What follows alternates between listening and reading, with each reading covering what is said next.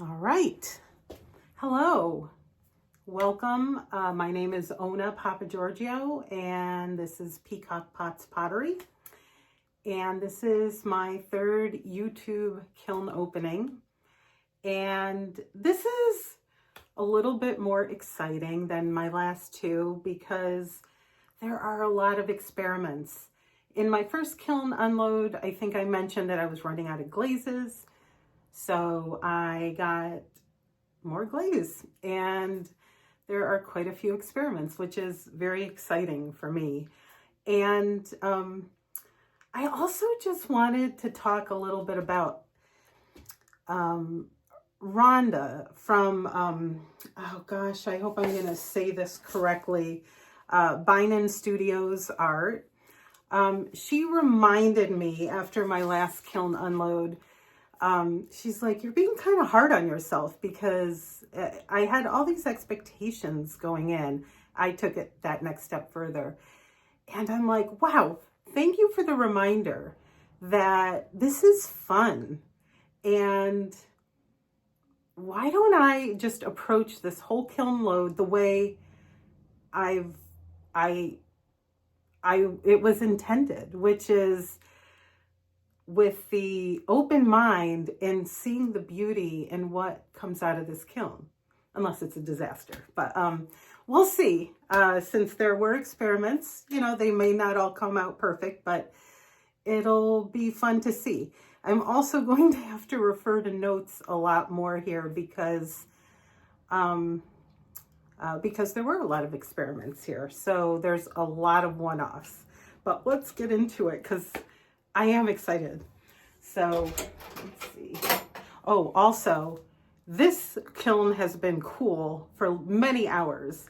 I had a board meeting earlier today, and then I had family dinner, and this kiln has just been calling me for a long time. I just ran here straight from family dinner. I didn't get changed or anything to come into the studio. I'm like, I'm doing this kiln unload. So here we go. All right.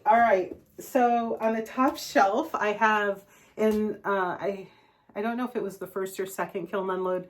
I have these little flower trinket dishes, and I decided to do a bunch of glaze combos.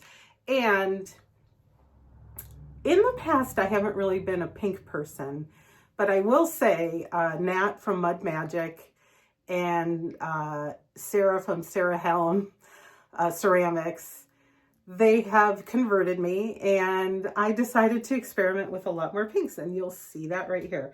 So, but before I do that, I do have to say I was inspired by Linda. I'm inspired by Linda in so many ways. Her kindness and how she, and her talent. But for this particular piece, I was inspired by a piece that she did in one of her more recent kiln unloads. And she did amaryllis over fire brick. And in my brain, that was peppered plum over fire brick. So even though I didn't do her combo, which I will do next time, so this is peppered plum over fire brick. And actually, this isn't bad. This is a nice deep color for those who like that kind of thing. And I do like it. I'm a red person. And on the back is just the deep fire brick. So that is cute. I like it. I like it. So now we'll get into some of the pinks. This here is, oh, I'm going to have to check. Oh, no, I don't. So this is 2 coats of soft white, and then raspberry mist around the edges. And then in the middle, I just did a little spot of seaweed. So that, I really love the striations of the raspberry mist going towards the center. Yeah, I like that. And on the back, I just did a satin liner glaze with, oh, I'm sorry, that's not seaweed in the middle. That is cactus, spectrum cactus. So Mako raspberry mist, Spectrum Soft White, Spectrum Cactus in the middle. And back is, I think it's a Mako Satin Liner Glaze and Cactus in the middle there. So very cute also.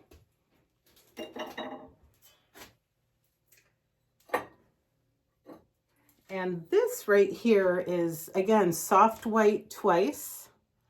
And then around the edge, I did ruby slippers. So that's Mako Stroke and Coat, ruby slippers, and then another layer of soft white over it.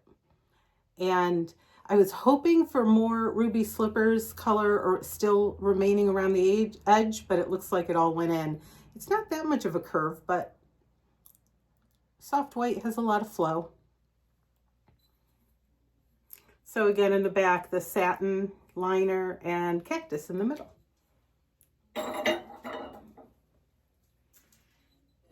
And this is one of my favorite combos. I use deep fire brick with floating, or I'm sorry, I guess flowy glazes. And so this is, again, the 2x Spectrum Soft White. And then I did deep fire brick around the edge. And I love how it flows. I do this on mugs as well with Honey Flux and River Birch. So same treatment on the back. And then I finally got Blue Flame. And I was very excited to try it. But all I had left that was unglazed when I got it was one of these flower dishes. So I went ahead. Oh, I'm sorry. Is this the Blue Flame? One moment. One moment. Hold. Yeah, it is. So I put Blue Flame on one of the flower dishes. It's beautiful. It's thick. It obscures any of the lines in there, but it's a beautiful color. And on the back is another new glaze, mulberry, that I got. I've been wanting mulberry for a while, so finally got it. Pretty. And now off the pinks, and this is one of my favorite things to do is in bowls is a flowy glaze with seaweed. So this is the soft white and seaweed. I do it with pearl white, and I've done it with honey flux and even oatmeal.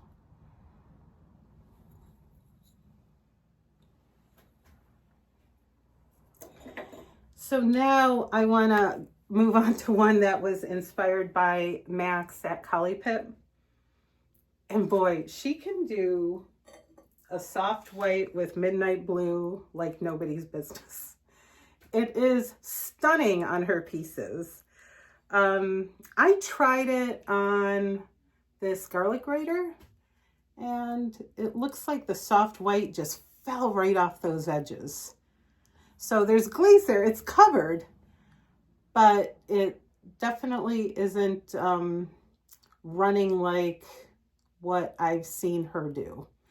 So not sure what I did wrong there, but this is made on the wheel, and this texture is made by a tool from a potter who sells on Etsy, and I'm forgetting the name, so I'll have to like either post it here or somewhere, or in the description, because it was a game changer. It took me a long time to go through and peck away, and this I can just do right on the wheel. And on the back is the same treatment. Here I get more of a nice transition. It's still nothing like Max's, so something to aim for. It's still beautiful. And this is interesting. So I bought Mako Peacock because I'm Peacock Pots Pottery. And I'm like, well, I gotta have it. And I saw on Pinterest an inspiration, and again, hopefully I can put it up here or somewhere, with peacock and honeycomb, both Mako. And so I left peacock by itself over here, honeycomb by itself over here, and honeycomb over the peacock in the middle.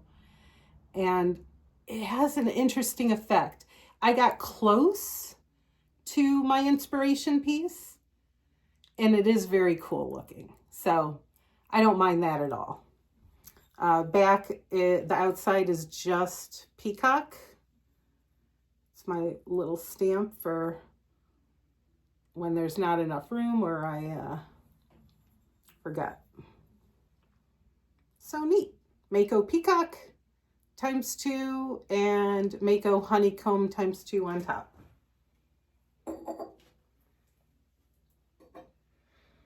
And this one, oh no, yes, this, and I knew I did this when I was glazing. I made a mistake.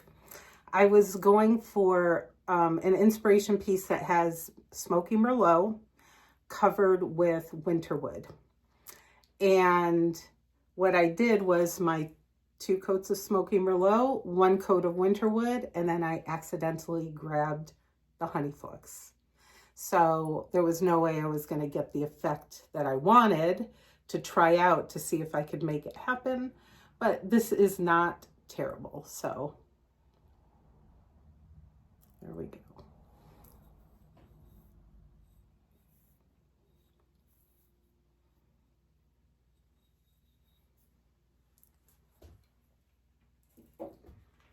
And this next one was a reglaze. And I did have some drippage. I have the advancer shelves, thank goodness. So I had seen an inspiration piece a long time ago of, oh darn, green tea over sea salt. And the inspiration was stunning, and what I had gotten before was a matte gloppy mess that I didn't like. So then I saw green tea over winterwood, and I thought I'd reglaze with that. And this, while it's okay, also does not look like the inspiration piece. So that's something I'll continue to play with. Maybe I will grind this and put it up for sale, and maybe I won't. So that's something I'll think about.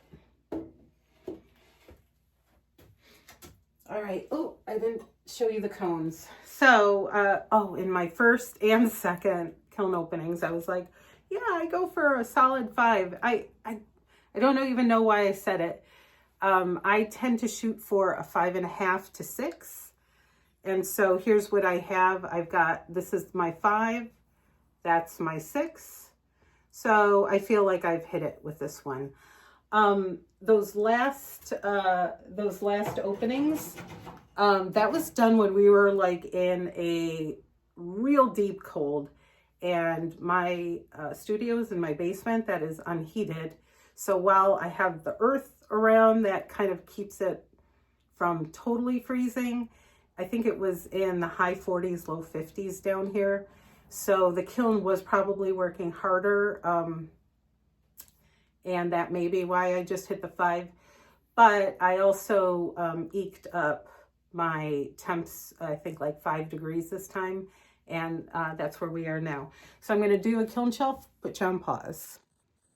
All right, I'm back. I knocked the camera a little bit, so if it seems to have gone off kilter, you know why. All right, second shelf.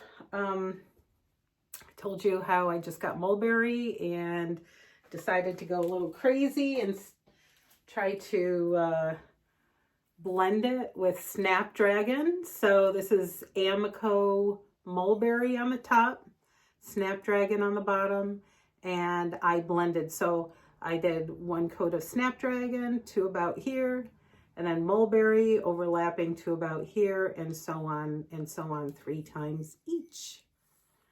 And here you can see, didn't do as good of a blend job, but it's interesting. Inside is full on mulberry. No pinholes or anything like that. So happy about that. And new glaze that I got is Celadon Bloom. I know a lot of people have been using it, and I have also just started making ring dishes. So I decided to only use Celadon Bloom on this ring dish, and I've got to say I like it a lot. It's just so simple and it looks clean. Like I can see this on a bathroom counter or something like that, a kitchen counter, and next to a sink. So that's good. And then, oh my gosh, Jeannette at Shoebox Art Studios, I think it is, but Jeannette Shoebox, she makes mushrooms and she calls them mushies. These are my mushies. I just squeeze them together and make them. I'm not, like she has like a gorgeous way that she makes hers. And so I use the Celadon Bloom here too. You know, I went to Australia once for a conference, and I just love the way Australians make, a lot of Australians make almost any word so fun to say. You know, breakfast is brekkie. It's just fun. It's like, it all feels so lighthearted. So I would love to go back there. The other new similar glaze that I got, and I did another ring dish from it, is blue hydrangea. So I also did that by itself, so I could see how it acted on a ring dish. And again, I see this as like nice and clean, pretty to put next to a sink or wherever you want it. And the blue hydrangea I also did on a mushroom. I did a light coat on this. Usually I just do one thick coat or just kind of almost clean a brush. And then here I make these little gnomes, and I did the blue hydrangea on his hat. His nose is, I think it's called Nude Brown from Speedball. And his beard is, oh, that's interesting. It looks like his beard got blue hydrangea in it. I wonder if it was on my brush, because it doesn't look like it dripped. So, it should have been, I think, pearl white. Interesting. Okay. Either way, I'm fine with it. And then another one that was inspired by Linda at Lindy Lou that I did wrong, but so this is the same. It's deep fire brick with, let's see, I used, what did I use? I used peppered plum, and Linda at Lindy Lou used amaryllis. So I'll try amaryllis next time. Here on the back, I did snapdragon instead of the deep fire brick.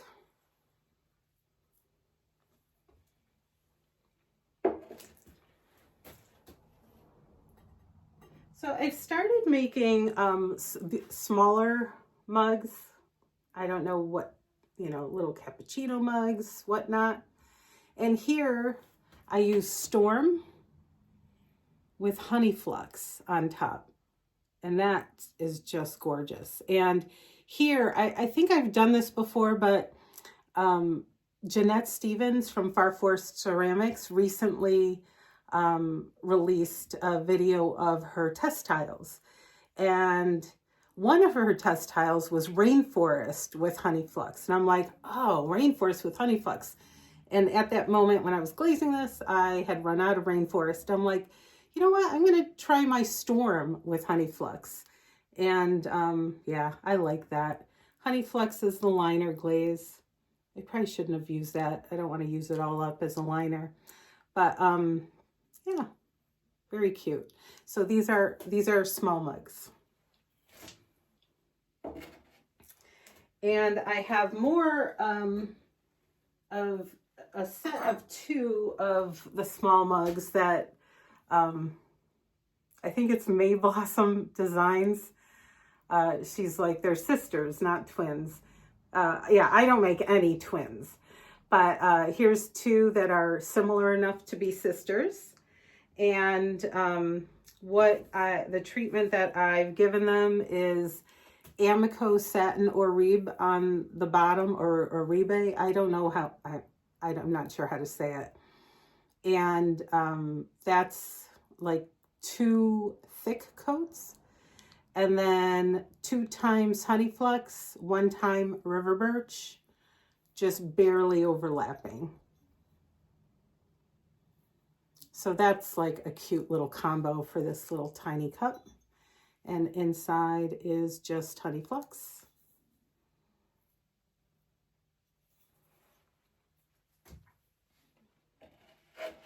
Here is its sister.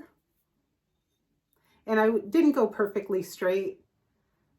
I can't make perfectly straight look good. And, you know, I just don't want to, because this is my artistic expression. So I don't want to feel that pressure. So there we go, 2 of those. And then I have another tiny one that I did with matte black. And I believe, or I know actually, I can double check, but the Unseths do this. So Kim and Todd Unseth from Unseth Pottery. Mine is Mako matte black, and then the 2 times Honey Flux, 1 time River Birch. And then the inside is Honey Flux. So I don't think I see any kind of issue there. I did not get those little crystals, except for right here. I've got a little bit of blue there. And it might be the thickness.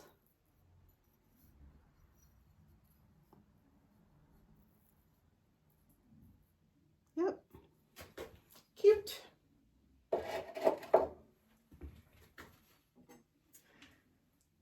So this, okay.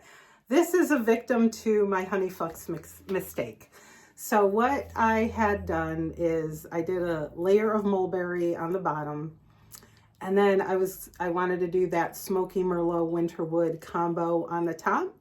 So again, this is 2 times Smoky Merlot, 1 time Winterwood, and then 1 time by accident Honey Flux. So according to my inspiration, photos from Pinterest, this would look wildly different if I had not put the Honey Flux on. It would have been like a spotted purpley, crystally area. I wasn't sure how much it would run, and that's why I did the mulberry on the bottom. Here, nice little handle glaze drip. And then the inside is Honey Flux with a little bit of that Smoky Merlot.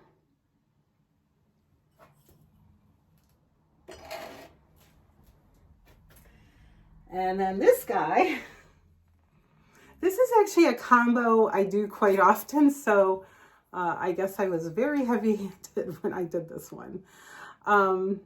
So this is 2 times Honey Flux, 1 time River Birch, and then Deep Fire Brick. And the Deep Fire Brick is only across the very top here. Okay, I did something different with this one. I did the 2 times River Birch. I did not do Honey Flux because I had run out when I glazed this one. I did the Deep Fire Brick, and then I did a layer of oatmeal over that. So the oatmeal did it. Now, it's not like totally fused. I'm probably going to be able to get that off. I put it on a cookie because I guess I thought it might run. What's concerning me about this is I have 2 mugs that I did with the same treatment on a lower level. So we'll see how that goes. I did not put cookies under those. Who knows what I was thinking when I was loading this kiln. It's still beautiful. I love the way it looks, but... All right, so for this next one, there are people I must thank. In my first kiln unload, I had a Northern Lights combo. It wasn't the Northern Lights, it was my fishy mug, and I've got another fishy mug in here. And in my first video, I'm like, I must be light-handed. I am not glazing heavily enough. And I had 3 amazing potters. I just love this community. Lynn B16, Michele Dickey, and Andrea from Ruby Ceramics all recommended 2 coats of obsidian rather than 1. So I started with that. Thank you all. You are amazing. And then the next thing I did is I made my seaweed much thicker. And I also got a recommendation, and I can't remember who this was from, so I should have taken the notes on this, to use Smoky Merlot for a Northern Lights effect. So first I'll do my fishy mug. And here I did 2 coats of obsidian, and then 2 thick coats of indigo float and 2 thick coats of seaweed. So I still have a little bit more work to do. I think this is gorgeous. Don't get me wrong. I love it. But a little bit of work to keep it in place. Still loving this. Love the handle drip and love how these came out. Maybe I would blend them a little bit more next time. I think I kind of just glopped them on. Oh, that's a bummer. It took out part of one of my golden fishes, but that's all right. So yeah, so the 1 coat, thank you, and then thicker coats of the top glazes, and that's getting me well on my way. It's just obsidian on the inside. So the next mug, this is a mug you haven't seen before. I have a series called, in my head, called Norway Nights. I did this amazing trip to Norway in 2024 with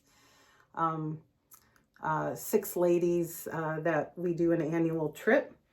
And our view almost every night was this, because we were on a ship going up and down the coast of Norway. And I am not an artistic person. But I just scratched this off. And it really does remind me of those Norway nights. And look at the seaweed. That's like nice and thick for the Northern Lights. Smoky Merlot, probably should have blended that a little bit more.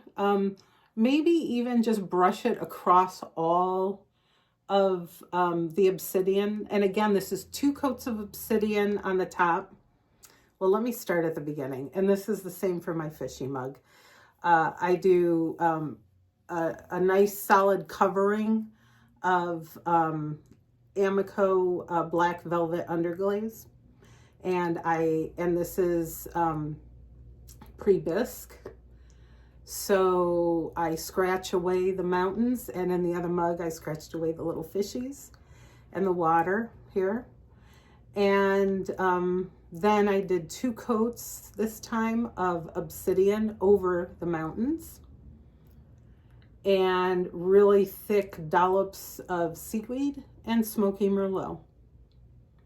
Look at that seaweed. That really shines through now. That looks like a Northern Light. Oh, look at that. Oh my gosh, I love it. You guys really helped me. Yay. And again, obsidian on the inside. We're done with this shelf. Okay, I'm going to put you on pause. There's one more shelf.